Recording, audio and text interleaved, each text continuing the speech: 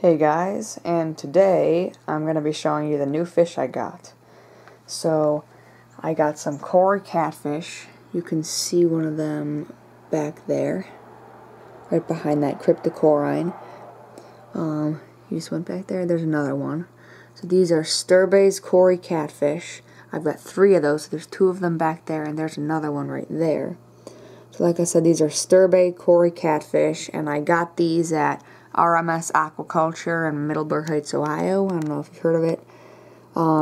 But I really like these fish. I had them in my old setup in this tank, or I shouldn't say old setup, but I had them previously in this tank when I originally set it up, and I liked it.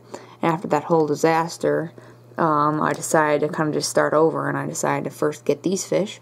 So I really like them. They're doing a good job of cleaning up the bottom of the tank, keeping the sand turned over, and keeping food off the bottom. They eat all the food that sinks to the bottom. I don't have any other fish in here besides bottom feeders and algae eaters. That's going to change probably in October or November. I'm probably going to be getting cardinal tetras. So they'll kind of eat the food that is in the middle of the tank, but any food that they miss, the yo-yo loach will eat, and the Cory catfish will eat. So I got 3 Cory catfish now in this tank. In addition to that, I've got the yo-yo loach and the 3 autosynclius catfish. So that would be 7 fish. So I don't want to put more than 15 fish in this tank because, you know, the general rule is 1 inch per gallon, and I don't want to overcrowd it. So the next fish I'm going to get is probably cardinal tetras, and I probably won't get more than 8 of those, and that'll probably be all the fish I'll get for this tank. Maybe some shrimp.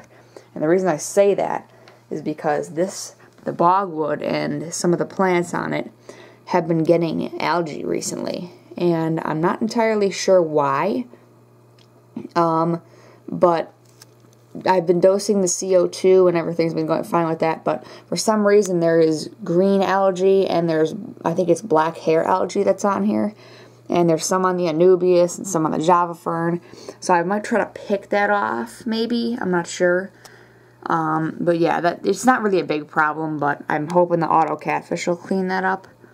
And in terms of the dwarf hair grass, like I said in the last video, I was having trouble getting it rooted. Well, I'm still having trouble getting it rooted, and this is all that's left. It's stuck on the filter, so I don't think I'm going to try to get any more pieces rooted. I'm just going to hope that this one piece spreads out and kind of makes more plants around this area.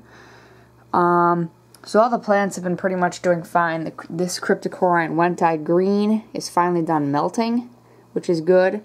And the stargrass is doing really good. It's growing it's growing new leaves and new stems, which is nice. I might be trimming it soon. I don't know. I'll see. I'm probably going to keep it in this layout. I'm not sure if I'm going to spread more of it around in this area. The Ludwigia repens doing fine pretty much as always. It is got some algae on as well, and I'm not sure what I'm going to do about that. It's kind of still growing. There's another stem coming up below it, below the main plant, so I hope I can make like a dense forest of it back here, because the jungle val, for some reason it's not growing very much. Basically, I'm not entirely sure why, but what I did was I've heard that you can take the jungle val and snip it down to like 2 inches tall, and it'll start growing more bushy. And I did that like last week, and we'll see if it starts to grow more. It started to grow a little bit, but we'll see. So yeah, I just wanted to give you an update. Everything's looking good in this tank. Another thing I noticed that was nice is that the Java fern is making like its roots are coming down over this opening and to go into the bogwood. Like the autosynclius catfish like to sit in there, so I think it's kind of cool that the roots are coming down over it.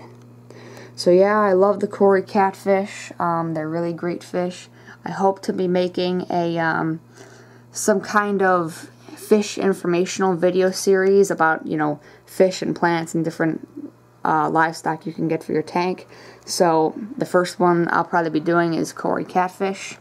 So yeah, thanks a lot for watching, and please comment, rate, and subscribe.